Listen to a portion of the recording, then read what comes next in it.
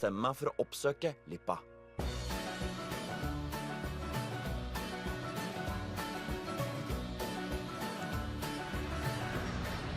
Men kan en amerikansk-britisk undersøkelse virkelig kaste lys over det norske likestillingsparadokset? Kjønnsforsker Jørgen Lorentzen var skeptisk til denne type forskning. Det er en litt morsom undersøkelse som...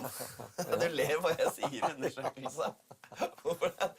Du bombarderes undersøkelse hele tiden. Jeg får telefoner fra hele Nordens medier når de får sånne nye amerikanske undersøkelser inn. Ja, for de er ofte amerikanske? Ofte amerikanske, ja. Er amerikanerne spesielt dyktige, eller er de spesielt... De er spesielt dårlige, vil jeg si. Altså, eller spesielt spekulative. Eller det er spesielt mange som forsker på veldig mye rart.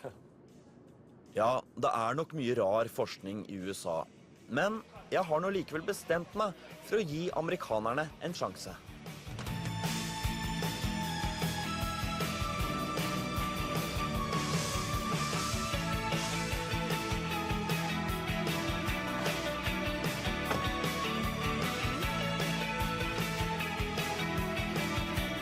Hello. Hello. You're Professor Lippa. Good to meet you. I'm very happy to be here. I want to hear about your huge survey. Okay, well, my office is right down here. Der vanlige undersøkelser har noen tusen respondenter, har Lippa fått svar fra over 200 000 kvinner og menn i 53 forskjellige land. Europeiske, nord- og søramerikanske, afrikanske og asiatiske land. I alle disse landene ble menn og kvinner spurt om hva de har lyst til å jobbe med. Og hva fant han? There's a big difference. Men are much more interested in the thing-oriented occupations, things like being an engineer or mechanic. Women, relatively, are much more interested in the people-oriented occupations. Could the reason for this pattern be that women all over the world are, they are encouraged to, you're a woman, to communicate, to talk, to be social? Well, it's possible, and certainly there's some truth to that, but you would expect it to change somewhat across countries if cultures were a big influence on this. It was absolutely consistent across the 53 nations. In other words, that was every bit as strong in Norway as it was in Saudi Arabia or Pakistan or India or Singapore or Malaysia. It was just, that's a big difference between men and women. And it seems to be a big difference in all the 53 nations. Men hva tror Lippa er årsaken til disse tverrkulturelle kjønnsforskjellene? When you see a result like that, where the two lines are pretty flat and they do not change across countries, that gives you a hint that something biological is going on there. Ja, kan det kanskje være noe biologisk her? Lippas studier peker i retning av at det kan være noen medfødte forskjeller, men det er ikke noe bevis. You know, as scientists, we never believe something based on one study or one kind of result. You kind of look at a pattern of results. Well, one way you can try to answer the biology question is, does it occur early in development? Hvor tidlig kan man egentlig se interesseforskjeller mellom gutter og jenter? De fleste har jo lagt merke til at gutter og jenter leker med litt forskjellige ting. Men professor Trond Diseth ved Rikshospitalet har studert dette systematisk. Han har utviklet en test for å finne ut om det er noen kjønnsforskjeller allerede ved tidlig alder. Det er Harald Eia. Ja, det stemmer det. Velkommen til barnepsykiatriseksjon, Rikshospitalet. Trond Diseth er avdelingsoverlege og professor ved barneklinikken Rikshospitalet og jobber med barn som er født med misdannede kjønnsorganer. Og som et ledd i å kunne fastslå om barnet er en gutt eller en jente, bruker Diseth en leketest. Vi har definert 10 ulike leker. Det er 4 feminine leker. Det er 4 maskuline definerte leker. Og så er det såkalte nøytrale leker. Disse til sammen 10 lekene plasseres i et bestemt mønster. Og så sitter vi med videoopptak og observerer barn i berøring av leken. Og det vi da ser er klare forskjeller mellom friske gutter og jenter fra 9 måneders alder og oppover. I forhold til at gutter velger maskuline leker, jenter velger feminine leker. At gutter vil ha gutteleker og jenter jenteleker i 9 måneders alder kan jo komme at de allerede er påvirket av kjønnsroller, men Diseth tror ikke det. Barn født med en klar biologisk disposisjon I forhold til kjønnsidentitet og kjønnsrolleatferd, og så vil miljøet, kulturen, verdiene, forventningene rundt oss forsterke eller moderere det.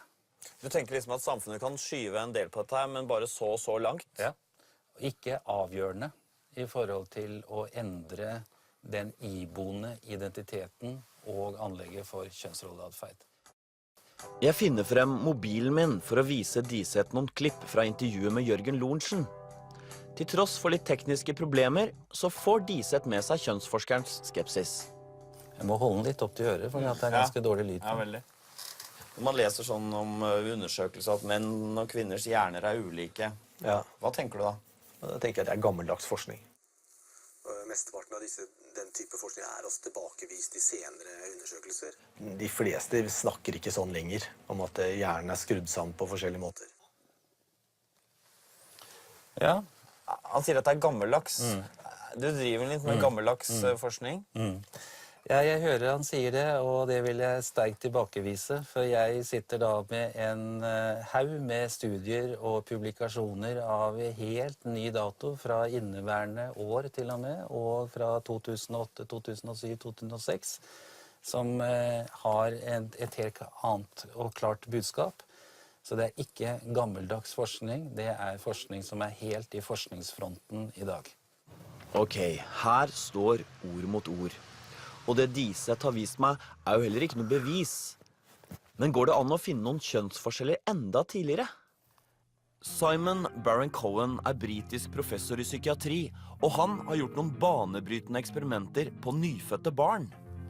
Og for å snakke med ham må jeg dra dit mor og far ikke hadde råd til å sende meg for å studere, til Cambridge og det legendariske og ærverdige Trinity College. Trinity College ble grunnlagt I 1546 og har I alt vunnet 32 Nobelpriser. Det har også huset folk som Isaac Newton og Ludwig Wittgenstein.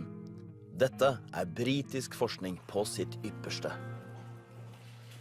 Excuse me, is this Trinity College? Yes. Yes. Here we are. Det går inn inngang til småfolket. Oi, oi, oi. Det fint da, men jeg synes det finere på Blindern. Simon Baron-Cohen, han ekspert på autisme. Men I den forbindelse så han også kommet over noen viktige forskjeller på gutter og jenter fra fødselen av. Det som litt ekstra gøy for meg med professor Simon Baron-Cohen, at han fetteren til Sasha Baron-Cohen, som spiller Borat og Ali G. Og Bruno. I'm Bruno. Det en meget talentfull familie, både god innenfor komedie og vitenskap. Hello. Hi. Nice to meet you. Hi, Simon Baron-Cohen. Harold. Hi. Okay. Good. Yeah, for sure. Sorry to keep you waiting. No problem. Right. Jeg oppdager fort at Simon Baron-Cohen ikke har lært så mye om TV av fetteren sin. And do I look at you? Is that right? Yeah. I ignore the camera. Yeah. Sure. Unless you want to be the host of the show. It's tempting, huh? Take over the whole thing. I've got it. Okay. Jeg ber Baron-Cohen fortelle meg om eksperimentet han gjorde på nyfødte barn. We looked at babies who were 1 day old. And again, we presented them either with a mechanical object or a face to look at, and filmed how long does the baby look at each of these two objects.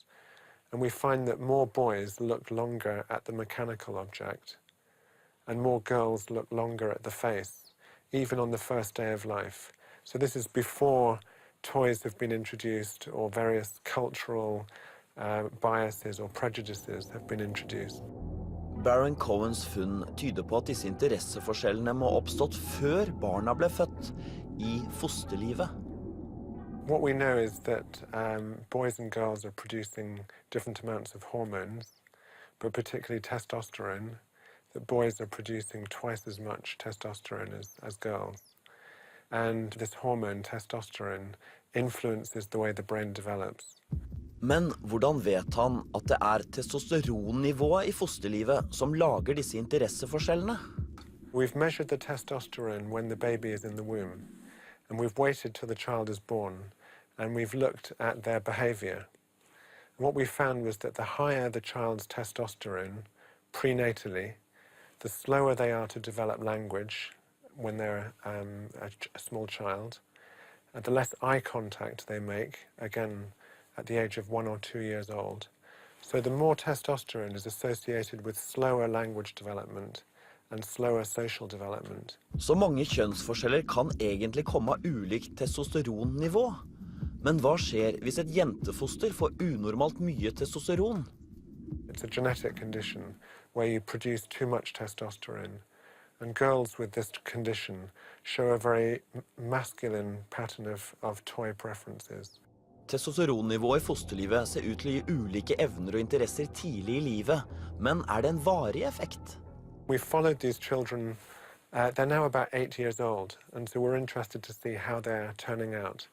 And what we find is that as they get older, the children who had higher testosterone have more difficulties with empathy, with recognizing other people's emotions, or taking somebody else's perspective.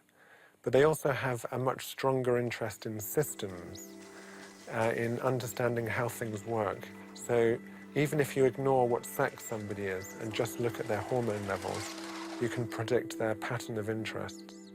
Hormonforskjeller ser ut til å skape mange av de forskjellene vi ser mellom gutter og jenter. Og disse hormonforskjellene styrt av ulike gener på X- og Y-kromosomet. Men hva kommer disse genetiske forskjellene av? Hvor kommer disse ulike genene fra? For å finne svaret på det må vi tilbake i tid, bakover i menneskehetens historie. NRK har ikke råd til å sende meg tilbake i tid. Men de har råd til å sende meg til professor Anne Campbell. Hun holder til i Durham, i Nord-England. Og hun kan si noe om hvorfor vi i dag sitter med de genene vi gjør.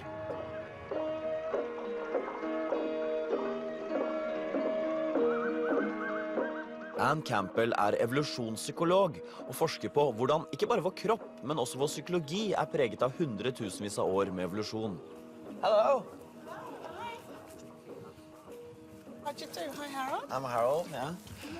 I've been eating garlic, so if I get too close, just slap me in the face. Scream. Yeah, I'll scream. Som den forskeren hun har hun gjort sin research og funnet ut hva jeg egentlig jobber med. So is it hard not to be funny? No. Do you just go into a different frame of mind and just Yeah, say, absolutely. I'm in my nun? I mean, are there any comedians that are funny all the time? I hope not. No. Anne Campbell forstår mennesket ut fra Darwins teori om at våre egenskaper et resultat av en lang utsilingsprosess. The key to all this is how many descendants you leave behind you. And any traits that increase the number of descendants you leave behind you will tend to stay in the gene pool. And so that's what's selecting in particular traits, both in males and in females. Så hvorfor har evolusjonen gjort kvinner og menn forskjellige? If women are generally the ones that give birth, that lactate, that raise children, it would be very surprising if there wasn't some kind of psychological orchestration that helped women achieve those tasks and made those kinds of tasks particularly pleasurable to women. So things like empathy in women, things like avoiding dangerous confrontations where you may be hurt or injured, things like avoiding social exclusion, being pushed out of the group, all of those are good things. All of those mean that you are more likely to survive and to reproduce and to leave children who themselves also reproduce. Og ifølge Campbell det sannsynligvis også derfor dagens kvinner mer orientert mot andre mennesker enn det menn We